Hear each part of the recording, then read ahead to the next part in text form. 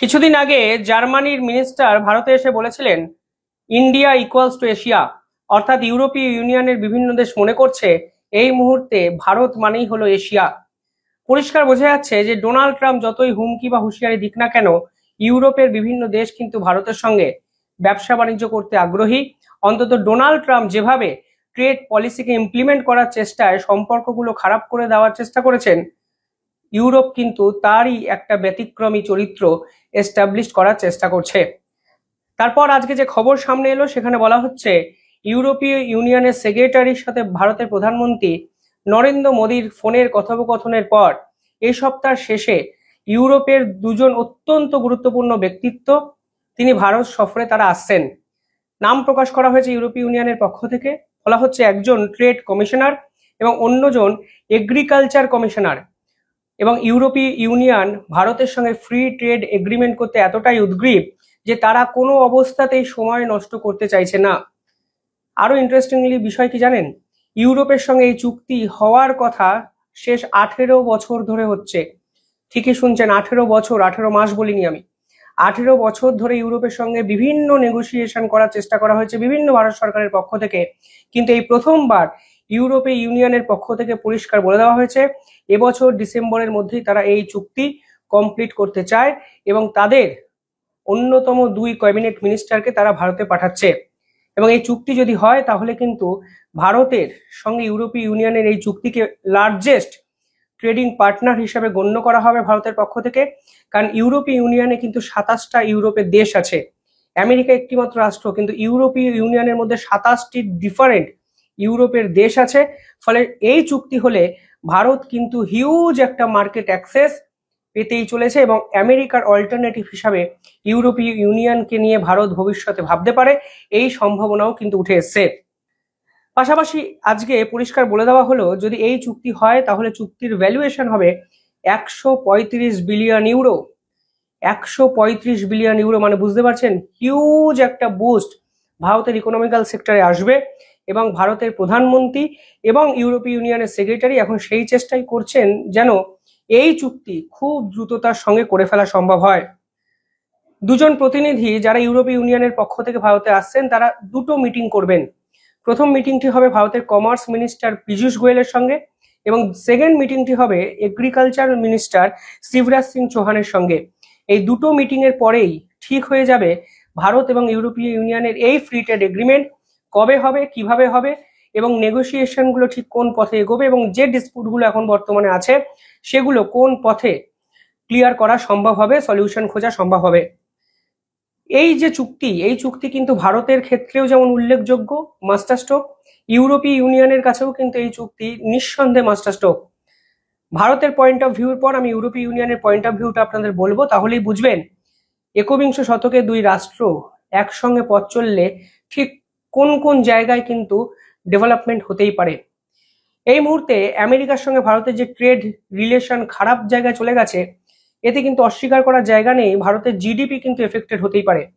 এখন হয়তো আমরা বুঝতে পারছি না, কিন্তু ওভারঅল সামারাইজড যদি করেন বিভিন্ন বিশেষজ্ঞরা বলছেন 0.5 থেকে 0.6% জিডিপি কিন্তু এফেক্টেড হবে।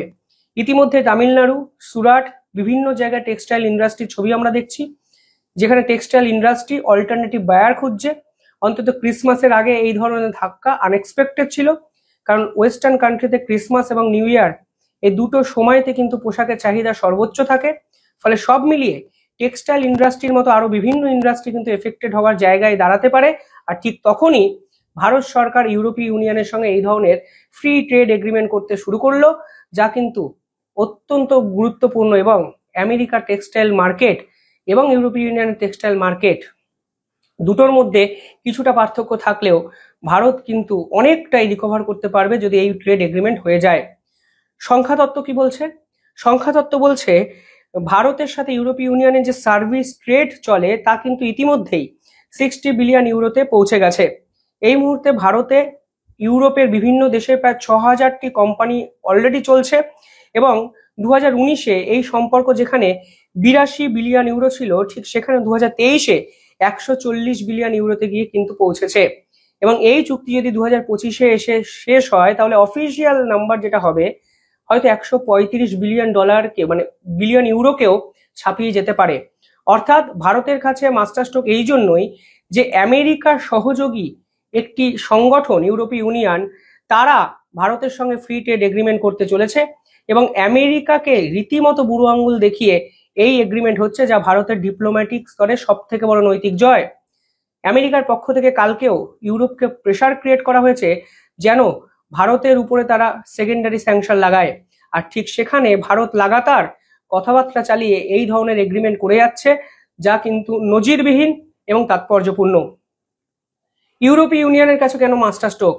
দেখুন, ইউরোপীয় ইউনিয়নের অবস্থাটা অত্যন্ত খারাপ জায়গায় চলে গেছে ডোনাল্ড ট্রাম্প ক্ষমতায় আসার পর। তারা প্রথম থেকে বুঝতে পেরেছে ডোনাল্ড ট্রাম্প ডমিনেন্ট ওরিয়েন্টেড পলিটিক্সে বিশ্বাস করেন, অর্থাৎ তিনি আমাদেরকে ডমিনেট করবেন।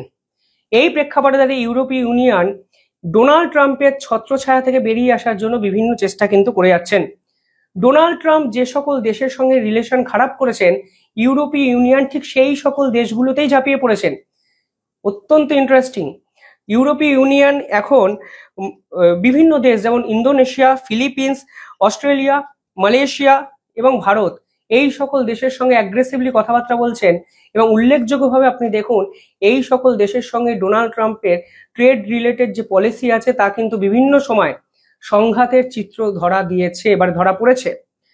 ফলে ইউরোপীয় ইউনিয়ন এখন এই সকল দেশগুলোকে কনভিন্সড করার চেষ্টা করছে, দেখুন ডোনাল্ড ট্রাম্প যা করছে আমাদের পলিসির সঙ্গে ডোনাল্ড ট্রাম্পের পলিসিকে মেলাবেন না, এবং ডোনাল্ড ট্রাম্প এই দেশের সঙ্গে সম্পর্ক খারাপ করেছে মানে এটা নয় যে আমরাও আপনাদের সঙ্গে সম্পর্ক রাখতে চাই না।